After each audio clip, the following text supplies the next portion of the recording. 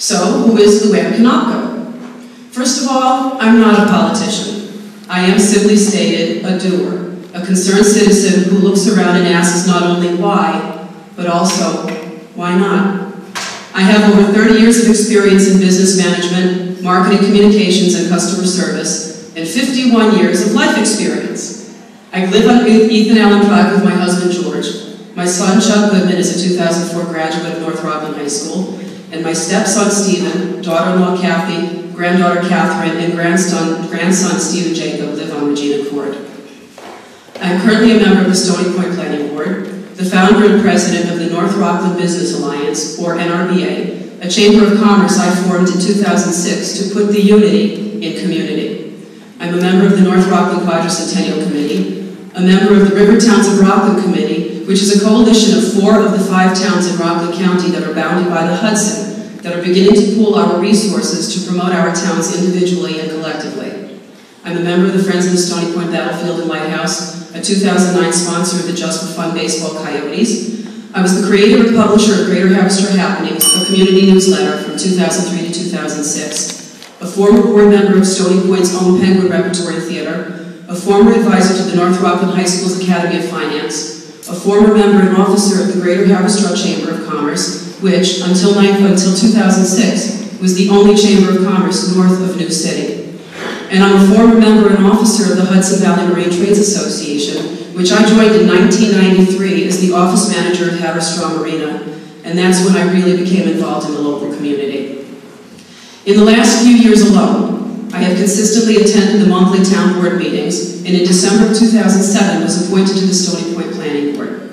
During that time, I attended 20 out of the 21 regular planning board meetings, missed only 1 site visit, and am also a regular participant in the monthly TAC, or Technical Advisory Committee meetings. I have exceeded the Rockland Municipal Planning Federation certification requirements and participated in Pace University Land Use Law Center's Leadership Alliance training program. I formed the all-volunteer North Rockland Business Alliance in 2006 to help improve our local economy by supporting the businesses in North Rockland, and have been serving as the organization's president since its inception. In what was perhaps my greatest achievement in the last 2 years, I was able to help put $5 million back into the pockets of the taxpayers of the North Rockland School District. How? As the leader of the NRBA, I initiated and hosted a series of public property tax forums in response to Mirrod's tax certiorari, or assessment challenge. These forums featured representatives from the state and local governments and opened up the lines of communication between the taxpayers and the elected officials. I also helped to facilitate the circulation and collection of petitions requesting additional state aid and formed a focus group to help the school board find ways to reduce its budget. These collective efforts helped the North Rockland School District receive an additional $2.5 million in state aid for the last 2 years.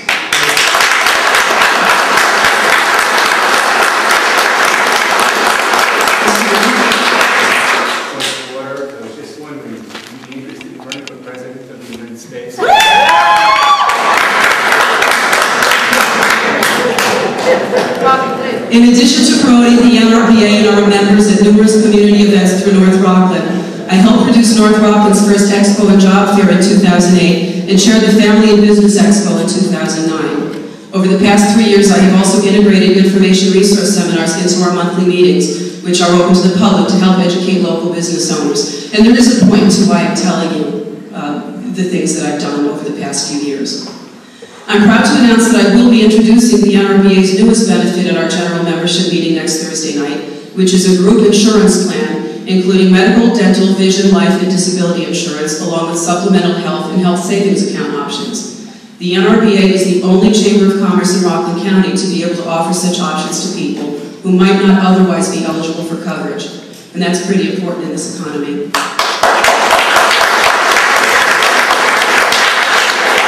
I formed a focus group to address the needs of the businesses affected by the closing of the Farley Bridge, and one of the issues that I will continue to address after the bridge is reopened is the identification of Route 9W as Liberty Drive. It might seem petty to those of you who know that 9W and Liberty Drive are one and the same, but to a prospective customer who is looking for but can't find, for example, 296 North Liberty Drive, that's lost revenue for our ratables like Cedarbrook Construction. And I recently attended a workshop on obtaining community development block grants. While Stony Point historically has not received its fair share of federal funding, by asking the right questions, I believe I've found the way to funnel some of that money into our community for business development. Which now brings me to some of the other Stony Point issues that I'd like to point out are neither Democratic nor Republican. They are simply issues that face all Stony Pointers. I cannot think of anything on the local level that is partisan in nature. And I'll cut to the chase. These include some of the topics that are routinely discussed at the town board meetings. The yard waste facility. I'm against it for the same reasons a number of you have already expressed. Unfortunately, the site wouldn't be suitable for anything else at this time either, because in my opinion, there are too many safety issues. I would like to try to work with the owner to come up with some viable uses, because it's a shame to have an unused 17-acre parcel of land that could be generating some real revenue, but that would also involve having the owner work with CSX to improve the railroad crossings for safety. The desalination plant. It's a pilot plant, a testing facility that just might in the end prove that Hudson water is undrinkable after all. But in the meantime, it's a rateable that will help reduce the tax burden on the residents and other businesses. And regarding Amory Pond, I would like to see the property preserved as open space. Regarding the golf course, I would like to look into leasing the golf course rather than selling it outright. Using Haverstraw Marina as a model, Haverstraw Marina is privately owned, but it's on public land. Haverstraw Marina, the town of Haverstraw is not in the business of running a marina, as the town of Stony Point shouldn't be in the business of running a golf course. Bring somebody else in to run the facility while we sit back and we collect the taxes and everybody wins.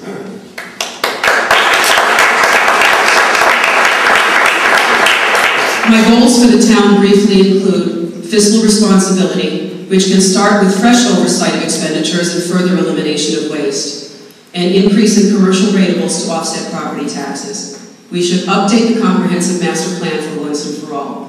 Work with our local realtors and business organizations like the NRBA to attract new merchants and service businesses. And revisit the town codes, which haven't been updated since 1984. This is also something that would help streamline our approvals processes. Establishing monthly workshops for planning board members could also help expedite the application process. A sustainable infrastructure which goes hand in hand with reasonable, responsible land development for balanced growth and protection of natural and man-made resources is also important. Natural resources would include the preservation of Amory Pond and the enhancement of the Cedar Pond Brook Nature Trail. Improved communication, community support, and community involvement.